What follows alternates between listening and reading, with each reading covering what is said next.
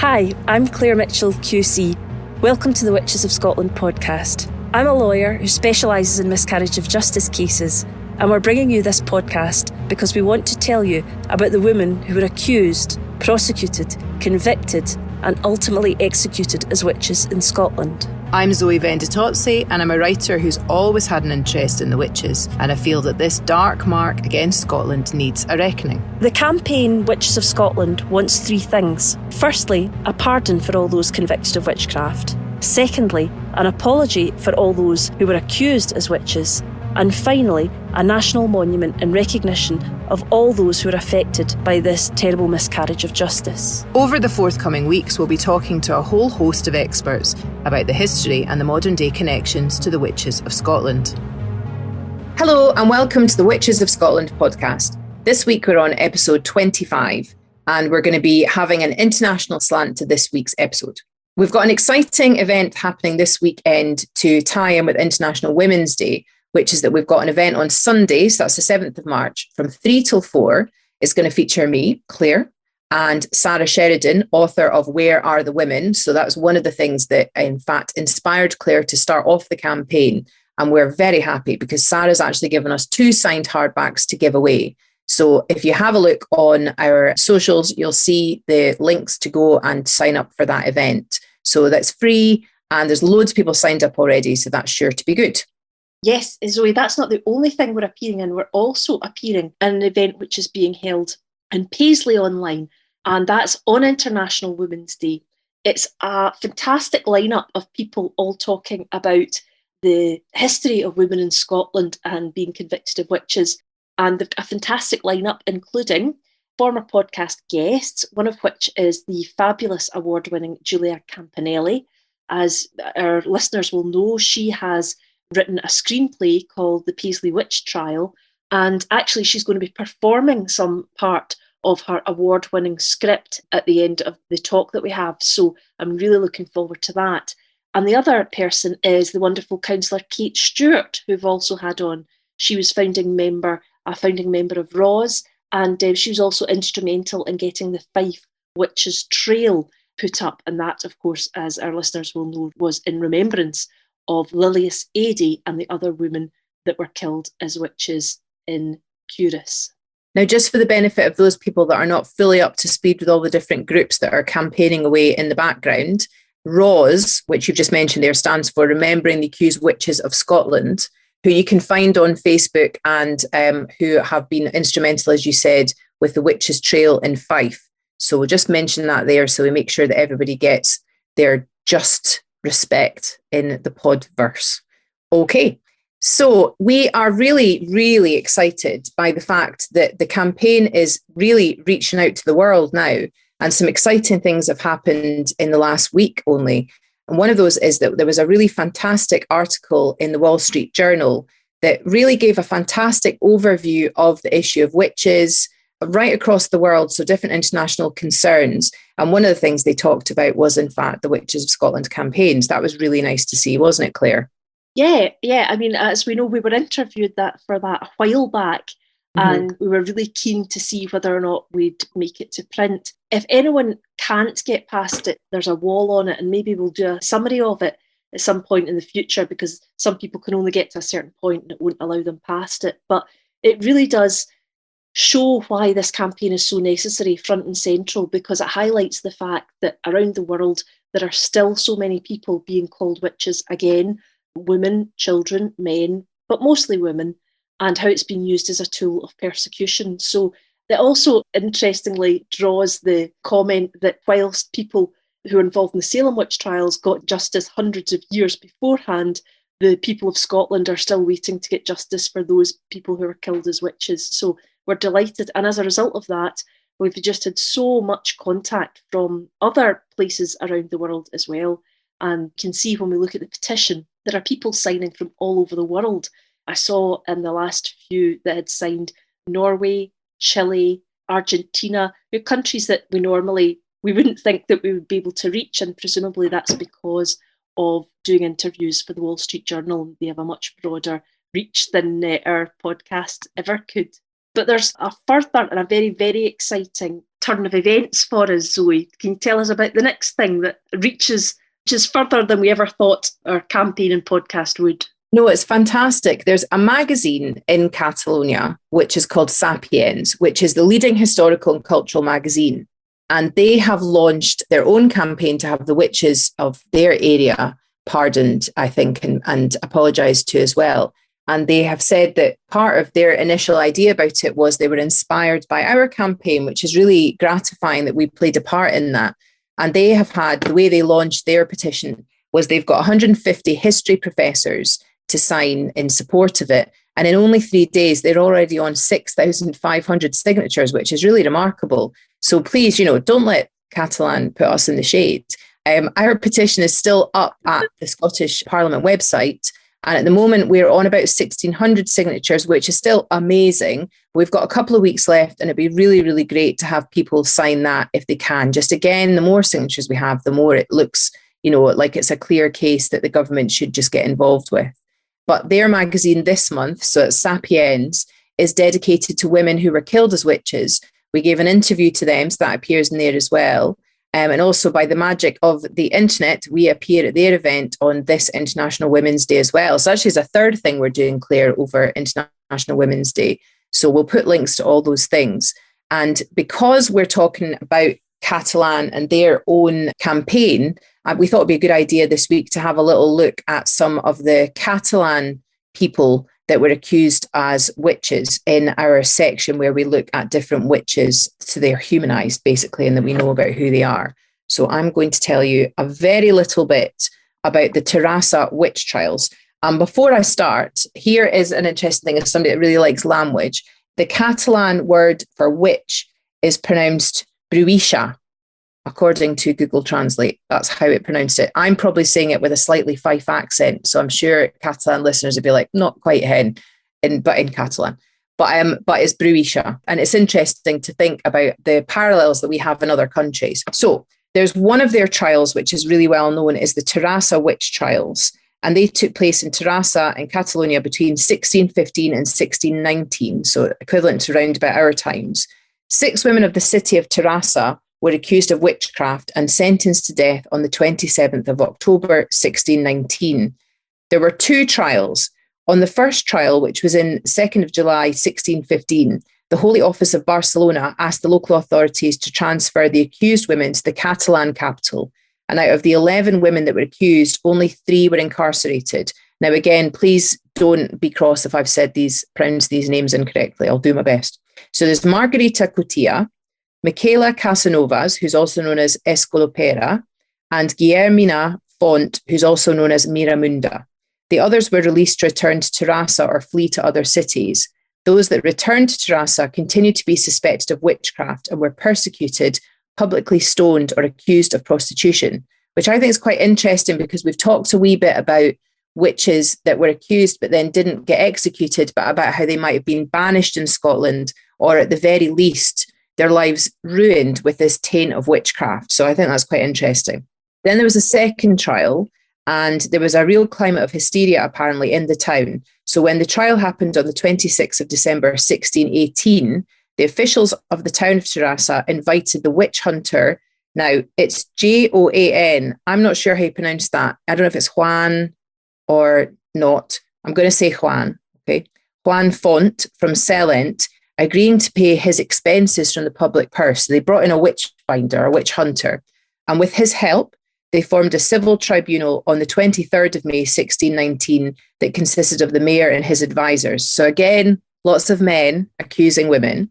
They detained and condemned 6 women, some of which had already been released by the Inquisition a few years before. And their names were, so some of these are repeats from the ones that I mentioned earlier: Margarita Cotia, Juana de Toy, Juana Sabina, Michaela Casanovas, Eulalia Toxta, and Guillermina Font, who was also known as Miramunda. The women were accused of various things. In one of them, they're quite strange, as they often are, these accusations. In one of them, Margarita Tafanera was accused by her own brother of bewitching his wife so that they couldn't have children, so that she, Margarita, would inherit all his assets. Okay, so again, we're talking about money and land here. In another accusation, a neighbour called Antony Ubres stated that the women met on Thursday nights in an area called La Cuadra de Empalle, where they waited for the devil, who appeared on a chair wearing red. When he appeared, the neighbour said that the women kissed his hand. After the devil served what's described as a sinister dinner. I'm quite curious about that. He played the flute and fell into a scandalous orgy with the women. So again, it's sex and partying and suspicions that women are having a good time, or by accusing them of sexual relations with the devil, it then makes them so disgusting and abhorrent that they can be dealt with any way they see fit. The women were also accused of sacrificing animals, bewitching people, murder, and many other misdeeds. So the witch hunter testified to the mayor and his advisors that after washing the backs of Joanna Toy and Margarida Tafanera with holy water, he found the sign that the devil used to mark his witches, so equivalent to what we've talked about here as well. Margarida Tafanera confessed to being a witch, probably under torture, just like we had here, and she named a French woman called Joanna Ferez as their witchcraft teacher and said that they met frequently in the house of Joanna Toy. She also explained that they scrubbed their armpits and other parts of the body and flew through the air to meet under a pine tree with a demon who appeared as a very handsome young man wearing red clothes. So we had the devil in red earlier as well. The demon played the flabiol, and usually the meeting ended in an orgy. I'm presuming that the flabiol is an instrument of some sort, a musical instrument. But I think it's interesting that it's following the same pattern. It's music and then debauched behaviour, supposedly. Under interrogation, Joanna Toy confessed that she was French and she was the sister of Juan de la Boqueria. However, initially she denied that she was a witch or that she knew the rest of the accused women. However, unsurprisingly, after torture, she confirmed the accusations against Margarida Tafanera and added that a French woman called Perona, who lived in Martorell, taught her the skills of witchcraft. It's quite interesting that, because there's been 2 mentions there of witchcraft teachers. So yes, if it's been passed down from one to the other, or passing down skills. When Margarida Tafanera was questioned, she was tortured as well. But despite that, she said that she didn't know anything about what she was being accused of. And during the second extortion of the judge, she said, "Kill me so that you will have to give an account to God," which is quite interesting. So despite the fact that she was tortured, she held strong, held to the truth, and said to them, "You will be judged." Obviously it's a Catholic country, saying, "Kill me, and then you'll have to deal with God because you've done the wrong thing and I'm innocent," which is quite interesting. So the accused were incarcerated in the castle of Terrassa and tortured. As it was impossible for the Inquisition to convene a retrial, the women were kept in the Torre del Palacio, or Palace Tower, until a civil trial was convened. So I don't know if this is a bit different, Claire. Once convicted, their sentence was read out publicly, and 5 of the women were hanged in the area Pedra Blanca, near to a present-day Weybridge, on the 27th of October, 1619. So the women that were hanged were called Margarida Tafanera, Eulalia Toxta, Juana Sabina, Guillermina Font, also known as Miramunda, and Michaela Casanovas, known as Esclopera. So these are the women, most of them were the ones from the first trial. However, to this day, it's not known what happened to Joanna Toy. And again, I'm really, really sorry for mangling some of those names. I know that the X in Catalan language isn't pronounced in the way that I've pronounced it, but I'm not really sure how to say it properly. So I'm really sorry. I think you definitely got the more difficult one to do this week, Zoe. That's for sure. But it's interesting to see the parallels between Catalan, which on the face of it is a very different type of country to the Scotland of the time, I would imagine. Very different religion. Obviously, they were Catholic and ours were very much not Catholic. So it's interesting, I think, to see the parallels. And again, I think the thing that they have in common is that they were women, and that they were accused of doing terrible things, then diminished and dispatched as the men of the time saw fit. And I know that there were men obviously killed as witches and there were men that were executed. But this is interesting, this story, because it is women. They were the men that were mostly killed were ancillary in the story, usually to the women. I remember Professor Goodyear said to us something like, the men might be attending one of these coven meetings, but they would be there playing music or something. They would be associated with witchcraft. It was strange that the allegations of witchcraft, the actual witchcraft, came to women. And yes, 15% of people convicted of witchcraft and accused of witchcraft were men.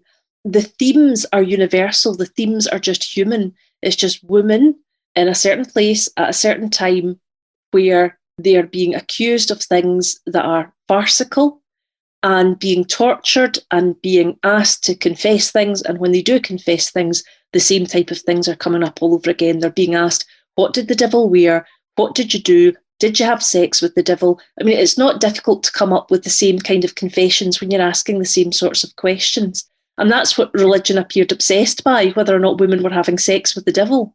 Has it in fact changed? I don't think so. No. Well, So, okay. So moving away from Catalan, we're going to come back to Scotland now, as we usually do. And Claire, you're going to tell us about something here. We are. The person that's come to speak to us today, and we're going to hear from shortly, is going to be speaking about an amazing piece of work by Jannette Archibald called The Devil's Mark. It's a play, and this was written by Jannette, and it was shown in 2002. The play has now been put into a beautiful book with images by Karen Strang, who, of course, regular listeners will know we have spoken to already, who has provided really sometimes quite difficult images to look at in relation to what happened to women during the course of this trial, but absolutely compelling. And I was delighted to receive a copy of it and had a read through it. And I found the play absolutely fascinating. And we'll hear a bit more about it in due course. But the play's central character was a real woman who lived in Clackmannan and was accused of being a witch. As in Catalan, so in Scotland, a mark was looked for on women to see whether they were in league with the devil. They were stripped and then they were investigated for having a devil's mark. And this play is called The Devil's Mark. Information on her is held at the Stirling Presbytery Records and the Scottish Survey of Witchcraft, which we have looked up to collate this information. I've also got information on the background from the book which has been written about the play, which gives you fabulous background information as well. Well, what do we know about our woman who was killed as a witch today? What do we know about Margaret Ducal? Margaret Ducal was 45 years old when she was accused in 1658. She was first accused in the May of that year, and it appears she went to trial in June. She came from Clackmannan, as I've said, and went to trial in Alloa, along with 16 other women. 3 investigators and an elder investigated the case, obviously all men. She was tortured and confessed that often she met the devil, along with others, at 12 o'clock at night. She told them that the devil wore black and brown, obviously different from Catalan, where he wore red, and his name was John. She confessed that she complained to the devil about people who had insulted her or owed money, and the devil would punish them and kill them. And she was found to have the devil's mark on her eyebrow. Now, very sadly, she died after trial, but before sentence could be pronounced. I suppose that is very sad in some ways, Zoe, but in fact, what it is a mercy that she died in that way, rather than being put through being strangled and burned. It's reminiscent of the Lilius Adey case as well, isn't it? Absolutely, absolutely. Women taken in, tortured for a month, as it appeared to be in this case, and obviously as a result of that, just dying. I wonder how many women and men that there were across Scotland that were accused and tortured and died before they could be executed, because I bet they're not all kept as records. No. That's why, I mean, as we know, the records are very poor, particularly the first sort of wave of satanic panic. But yes, there will be lots like that. Even in a case like Lilith Adey's, where Doug Spears told us so many good records were kept. When she died, the reason that we know she died is they just stopped speaking about her. Wasn't a note of her taken. So she wasn't alone in the allegations against her. She was put to trial along with several other women. And the names of those 16 other women were Catherine Rainey, Bessie Payton, Janet Black, Margaret Taylor, Catherine Kegg, Barbara Erskine, Bessie Harle, Catherine Whiteman, Elizabeth Croat, Janet Meeson, Janet Reed, and Janet Miller. There was also Margaret Dempston, Elspeth Black, and a man called James Kirk. So what we do know is that 4 of these people were executed. We know that Catherine Rainey, Bessie Payton, Jannette Black and Margaret Taylor were executed, but we simply don't know what happened to the others.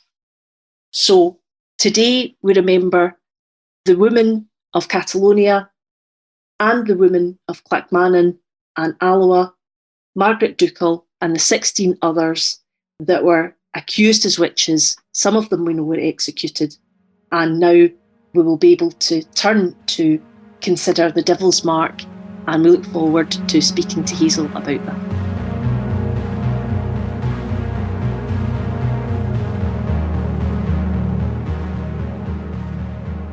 We're delighted today to be joined by Hazel Meldrum, who's a publisher and teacher who has been working on her mother, Jannette Archibald's play, The Devil's Mark, to bring it out in a new publication, working with the artist Karen Strang, who we've spoken to in one of our previous episodes. So today we're going to hear all about the book, the process of it, the research, how it was made, what the reception is for it. And I think it's going to be really fascinating. So without any further ado, we'd like to welcome Hazel to the Witches of Scotland. And thank you for inviting me. I'm really pleased to be here.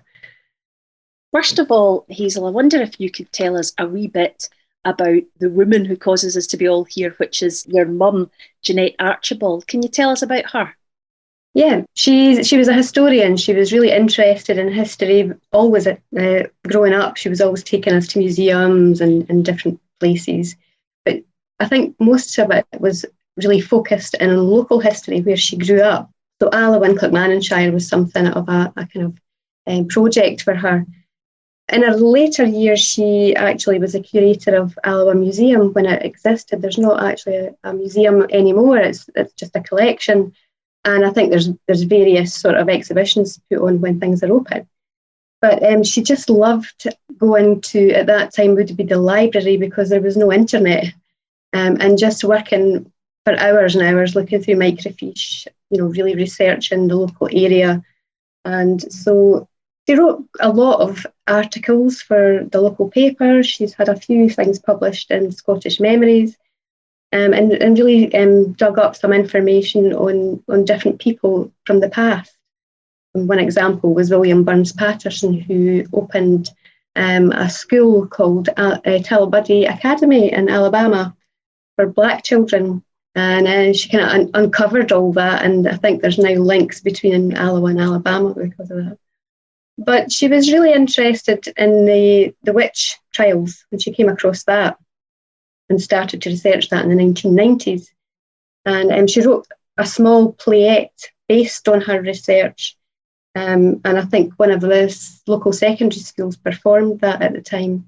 She used to go around the local community and do talks about local history. In particular, she talked about some women. And usually at the end of her talks, she would always mention some words by Maya Angelou. And she would say, "You may write me down in history with your bitter, twisted lies. You may trod me in the dirt, but still, like dust, I rise."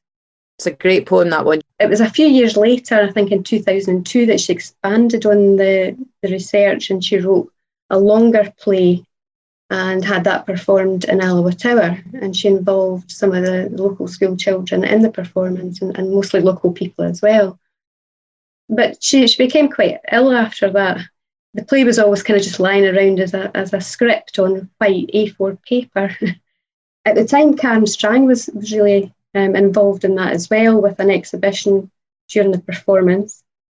And it was a few years ago that Karen came to our attention again. My sister and I met Karen, and she was doing more research on the witch trials in Glendevin and Couris, and she was putting together a big exhibition which was called The Burning the Tide, and I think you mentioned that earlier. It was then that we thought about my mum's script again, and we spoke to Karen and had a discussion on putting, a nice publication together, and would she mind incorporating some of her paintings in there, because there were these links between my mum and Karen years ago. So we had some snow days. I think the schools were closed for about 3 days, and that's when we did it. I typed it up and Heather designed it. We proofread it, and Karen gave us her paintings to incorporate in there, and we did it in just a few days, a few years ago. What was it that made you think, right, we're going to revisit this and bring this to a wider audience? I think just recently, after myself having decided to retire eventually from teaching, and I was always interested in working with Heather in a graphic design business. And years ago, I had thought about doing a publishing course. And I just sort of decided right, I'm going to apply and try and, eventually gradually get out of teaching and do this, something different. And after doing the course, I've just finished last year, just as we came into lockdown, I think I finished my dissertation. Just studying that topic, we looked at nowadays, people want a little bit more than a book. They want something a wee bit more special. And I just decided to think about the Devil's Mark and make it a little bit special in that I wanted to hand wrap it. So we hand wrapped it with a wax seal, and we've got a publisher stamp, tied it with string, just something simple, something that would reflect the times of the 17th century. And we put the original programme in as well. And just as an extra little thing, we put one of the miniature, what we'd call a witch bottle. I think Karen, that's what her exhibition was at the time. She had little artistic pieces inside miniature bottles to kind of reflect the beliefs, the traditions, the spells, or whatever it is people would call them. I think sometimes just healing, things to heal. And that's in with the small programme. And so that just makes it a bit more special as well. I can definitely tell you it was really, really special to receive the book. And it is the work itself, which we'll come to, no doubt, that you can tell us about. It is beautifully illustrated by Karen's work. But the setting out of the book as well, telling about the history of the Celtic gods, how they interacted, the history of Joan of Arc, why she is relevant to this particular conversation. I think it's fantastic, and it is different from what I thought it was going to be. I thought it was going to be a sort of narrative, straightforward narrative tale of a trial that took place, and it's anything but that. It's like the book is anything but a book. The actual story of The Devil's Mark as a play is anything but. I wonder if you could tell us, and I don't want you to give away spoilers to those that might be reading them, but I wonder if you could tell us in general what The Devil's Mark is about. Well, I think in knowing my mum, I think she was really interested in highlighting how women were oppressed, but not just in 1658. She wanted to show that it transcends different ages. And she was also very interested in Celtic beliefs and in belief systems being passed down through times, through generations. And I think to try and bring these women together from different ages, she set it at a time the Celtics believed where time was, the veils of time were thin. And the Festival of Madrin, when the autumn equinox, when day and night are the same sort of lengths. And so she used that as a setting to try and bring women from different ages together. So you have Niamh of the golden hair, who in Celtic mythology was the daughter of the god of Manu, the sea god. Can I just say there, I saw in the book that Manu, the sea god, his spirit is said to be trapped inside a stone, which people can actually still go and see. Yes, that's right. And that is in Clackmannan, where I think the name must have come from, the sea god Manu. And it's only a few miles along the road from Alloa. So that's definitely something we want to go and visit. But sorry, so you said there was Niamh with the golden hair. Yeah, so she comes into the play. And then there's Joan of Arc, who, of course, was in the early 15th century, a different age altogether. And there's quite a history around this area as well. There's, I think there's a statue to Joan of Arc in Stirling, which is just not far away from here either. And in Scotland, she was called Jeannie Dark. This is news to me. I love that. Claire told me that today, and I cannot believe that. It's such a cool thing. Yeah, and she's going to be Jeannie Dark from here on in for me. I'll not have it said any other way.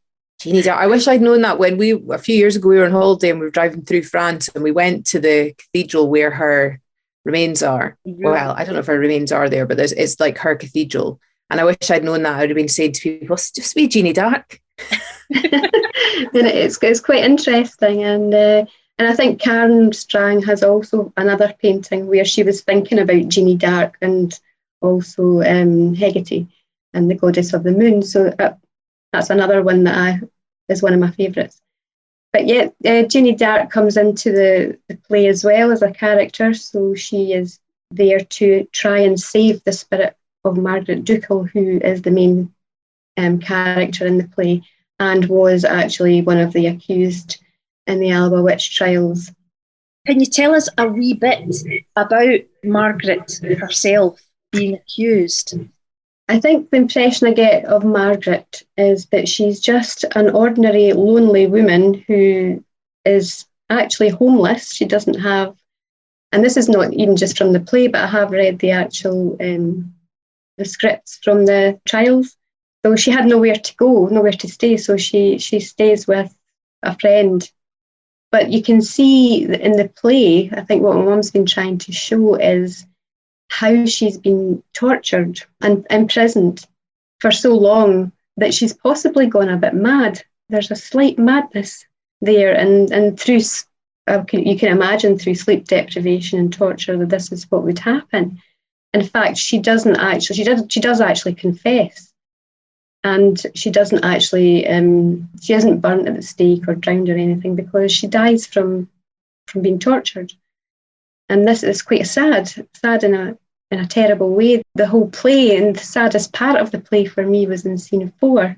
It was nothing to do with their lives as it really was, but it was a day where it was the May Festival. And the May Festival, they were terrified that they were going to be found out about this May Day because Cromwell had banned Elton, had banned the May Festival. But it was just that they had such an enjoyable day in the woods near the fairy burn with the bluebells, and a new day it was opening up, and I think it was Nellie didn't want to remember that day, and she didn't want to remember it because it was such a good day. And I think Agnes had said, well, maybe some people have days like this every day. And it just felt it was one of the saddest parts of the book, even although, other parts were dealing with the madness and the torture. It's just a very simple reflection on how sad some of these people's lives were and how much they had to live the lives that they wanted to live, compromised and in terror of being discovered, in terror of some people were, for example, in the earlier times, not Christians at all, and they believed all sorts of different things. You spoke about Neve with the golden hair, and those sorts of religions, old religions, went arm in arm with the modern religions until it became dangerous because it became, to follow those or to keep up those old stories made you more likely to be involved in something that wasn't godly because it wasn't the Christian God. And I found that was very powerful in the play. Some of the other characters as well, the idea of difference came in there as well, because there was the other character who had a skeely E. It made me think about my mum actually, because she did have a slight squint in her eye when she was a child. We've got international listeners. Oh yes. Who won't know what it is you mean by that. So you might have to just explain the Scots term that you've just used there. So a skeely E was just a squint in your eye, which made you different from most people, I suppose. And I think it might have been my mum drawing on her own experience of that, because she did have a slight squint when she was a child, which was corrected through wearing glasses. But I never thought about it at the time. She never ever mentioned it. But I think, she probably did experience that when she was younger, that she was picked out as being different, and that was something that she used to draw on her experience. The same as I think she drew on some of her experience with her grandparents, or grandmother, in fact, who was, she was born in the middle of the 1800s, but she was one who people would go to for healing, something to heal them, poultices, salts, socks to put on sores, because going to a doctor was really expensive at the time. So she grew up with these women who I think were strong women as well, I remember her telling me a story about her great-grandmother who had seemingly had been married but had a child a month later, and was told at the time to go to the kirk to have her sins read out. And she had told the minister to go and read out his own sins, she wasn't, and she threw him out of the house. So she had all of these kind of strong women that would stand up for themselves, and maybe a century earlier, they might have been accused of being witches, and they had gone through the same as Margaret Dickel. So yeah, that was some of the characters are quite interesting. My favourite part of the play is actually scene 6, when different women from different times come together and they all speak. You have Niamh, obviously from much earlier times, the Celtic religion. You've got women from 17th century, modern women, 18th century, and the suffragette. And I thought that was amazing that she had all those different women. I actually found it really emotional that she had all these different women talking about their experience of not being treated equally or not having a fair chance to explore what they wanted in their life because of the way that they were judged and they were treated in society. I thought that was very, very poignant. Yeah, that was a nice scene as well. And I think there she's highlighting the oppression of women, as I've said, over these different centuries, but also maybe highlighting how strong women can be if they're together and stand up. And I liked how she had used the imagery of standing stones in that scene as well, that they were like standing stones. It was also interesting that the suffragette character had pointed out that it was mostly single women who had time, had no children, and were not with men who were controlling their lives. That they were the women who were helping them with their projects, with their protests. And again, it was a lot of the women who were accused of being witches were single women as well, albeit some of them were middle-aged, older women who they were suspicious of because there was no man in their life. It was an interesting scene, that one as well. That came through really, really strongly about women helping women. And I think that's part of what that scene was talking about, sort of women passing their stories on through the centuries. And one thing I was very struck by that I mentioned to Zoe was the fact that the suffragette brought the thing right up to the 20th century. Yeah. It said women weren't allowed to vote because they weren't seen as equal to men. And it's the exact same misogynistic view that was present in the 17th century, in the 18th century, in the 19th century, and the 20th century. And so when people say to us, what's the point in this? What's the point in asking for a pardon or an apology or a national monument for these people?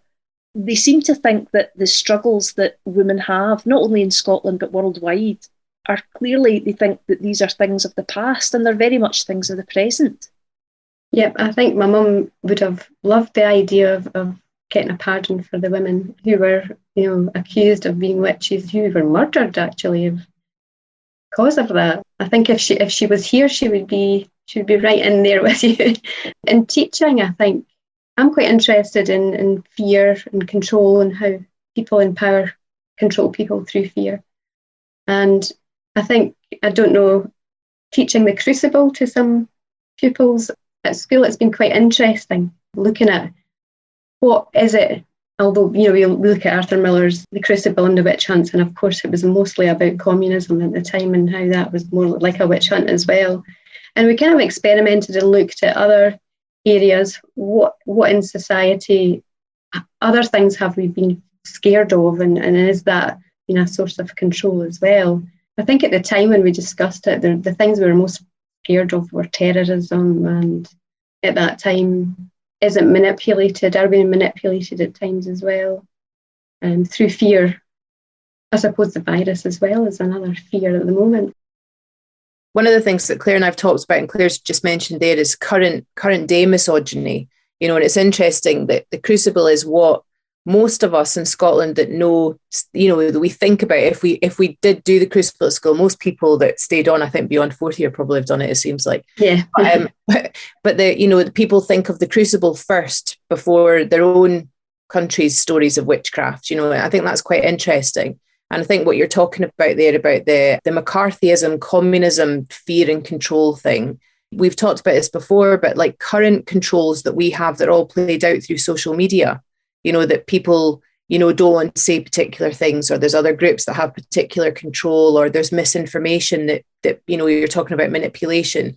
So I think, as I would just reiterate what Claire was saying, and I think what you're saying with the play, which is that these things are not solved or done away with. They're very much as present now as they were. Obviously, women in Britain aren't executed for witchcraft, but there is still this, control of women. And one of the things that Claire and I feel really strongly about is that Scotland needs to signal this internationally, that we recognise it, because there are still some places where witchcraft is used, or accusations of witchcraft is used as a means of control of women and some men. And we just really think that it's amazing that it's still kind of going on. So I think anything that we can do to, in a small part, bring that to the international stage, as it were, I think is really useful.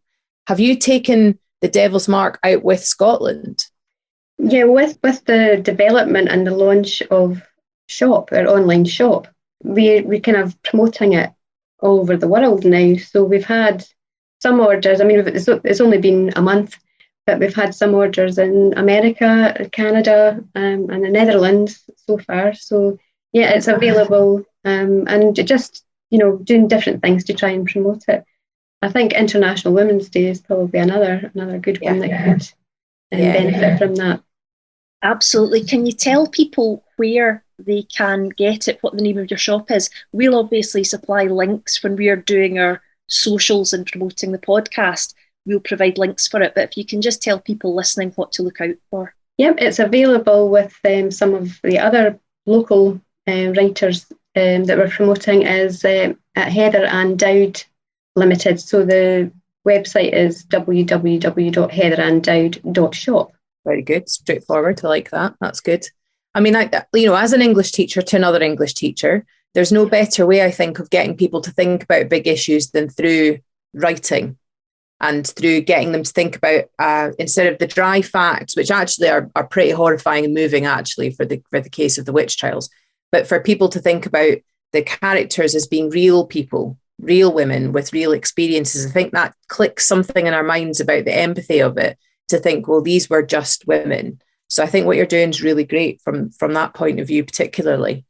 Yeah, I think one of the things I did try to do when I was teaching the Crucible was, and I didn't have my mum's book at the time, but I did have the programme from the original performance, and I used to take that in. And I think if they can identify with something like that happening locally where they live, then they see it as more real. And quite shocking, actually. They were quite shocking. Yeah. And was the story in Alloa well known already?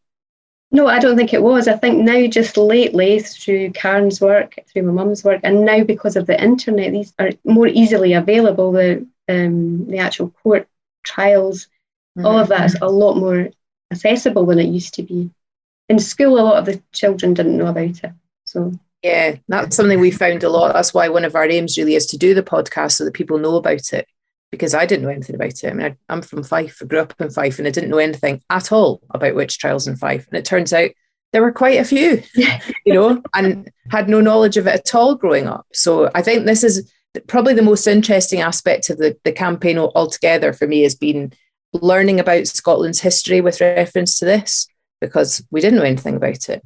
So I think anything that people produce that makes people connect with that, and you're going to remember a story like that, is really valuable. Yeah, I must admit I was quite shocked myself to find out when my mum did her research. And actually going, sometimes walking around the town and to that particular area where there's an old cemetery, and there was a church there at one time, but there's just now a church tower left. And just you can feel the history walking around that area. And I think now about the women that were locked up there waiting to be tried, probably in Stirling, but they were probably kept in that tower, which is still standing there today. Yeah, because along with Margaret, being locked up, there were quite a number of others, weren't there? There were, how many, 16 others accused of witchcraft? Yeah, there was about 16, and I think from the trials there were 4 of them were burnt as witches, I think, at the end. And it just says that Margaret Dickel died before that could happen. And there's no note of what happened to Margaret's body? There's nothing that I've found. I'm still trying to find out more about it. Because we know that with the parallel with Lilias Adey in Couris and Fife, where tons of work's been done on her case, that she sounds quite similar. She died before, a pronouncement was made on her guilt or innocence, and it seems that she'd also been tortured with sleep deprivation and so on. And then you'll know yourself that her body was packed away, because they were supposedly so scared of her rising from the dead with the devils. So I was curious to know if there was any idea of what had happened to Margaret's remains. No, I don't know anything as yet, but I will keep trying to find out. The cemetery itself is actually kept locked. You have to get the key from the council before you can actually get in there. But I know that the tomb of the Mars family are in there. They were quite powerful in Alloa at the time. In fact, I think it was the Lord Mar that was the sort of protector of James VI. They brought them up throughout his childhood in Stirling Castle. So there was quite a lot of links with James VI. Because it was a lot of men. Claire, you know the technical name for these things, but it was a lot of men that were on I don't know, you wouldn't call it a panel, but the group of men that tried her. Yes, they were either called or have been named as investigators or commissioners. And I think Mar was on that. They were very senior. And what made it all the worse to me was each of these women were judged, in these cases, the 16 of them, by 23 men. It just shows you the power that was behind all of that. Yeah. The control. Yeah, because there were men from the church. There were local lords like Mar. I think we actually know the names of those people that were involved in that process. I think there was a Robert Bruce, who was, of course, related to a relative or a descendant of King Robert the Bruce. They were quite powerful around here as well. It's amazing to see that there was a combination of sort of high people in society, people, the church, people with money, people with influence, and it was all these people that were involved in judging these poor women. I mean, they did not stand. Just imagine the idea of that, 23 men sitting in judgment in a room with one probably quite poor woman, who presumably didn't really have the level of literacy, didn't have the power, didn't have defence in any way. Did they have defence, Claire, in these sorts of cases? I don't think they certainly don't have anything in the Devil's Mark that's identified as their defences. No, it didn't look like it. And there seemed to be, I felt, with some of the other characters like Agnes and Nellie and Tam, and there was a childish sort of naivety that came over with them.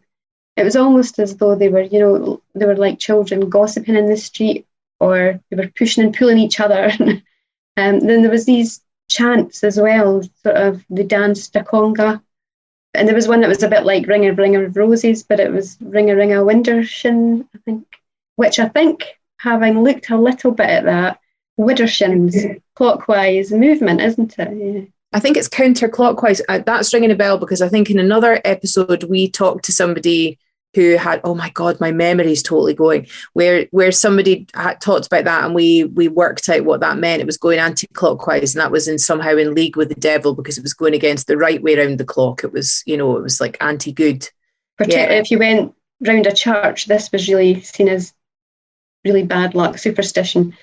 And I'm not sure what she was trying to show there, but to me, these little chants and dances were quite childish as well. We did these in the playground when we were younger, and quite in an innocent sort of way, but it was made out that these were witches' dances. I think that one in particular is now called the Witches' Reel in the 1600s. So everything became a superstition or evil.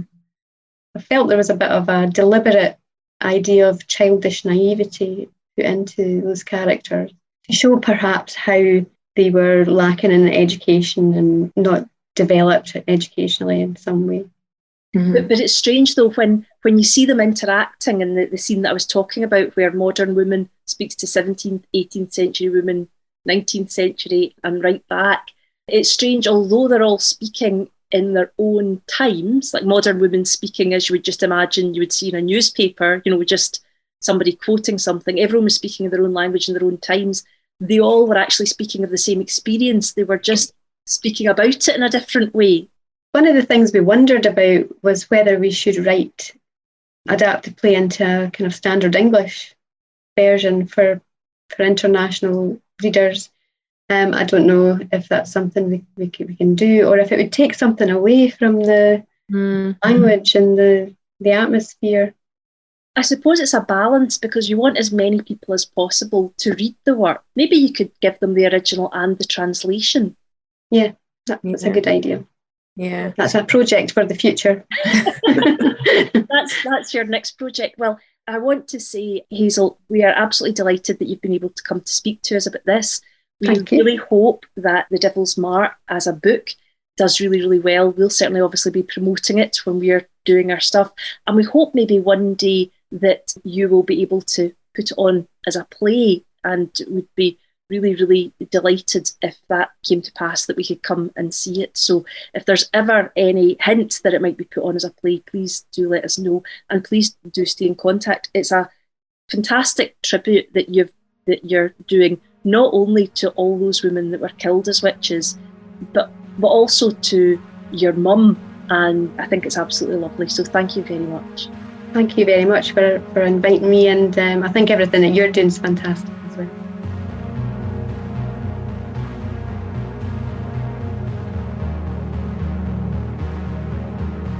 Thanks so much for joining us this week for the Witches of Scotland podcast. Please do follow us on the different social media outlets, including Instagram, Facebook, and on Twitter. We are going to update all those ones with different links and things that relate to today's episode. And please also, if you haven't already, do sign up for the Eventbrite events that we're doing. So we're doing our own one on Sunday, and then there's the Paisley one on Monday, which is on Actual International Women's Day. So we'll put the links up, but please do join us for them. They're all free. And sign the petition.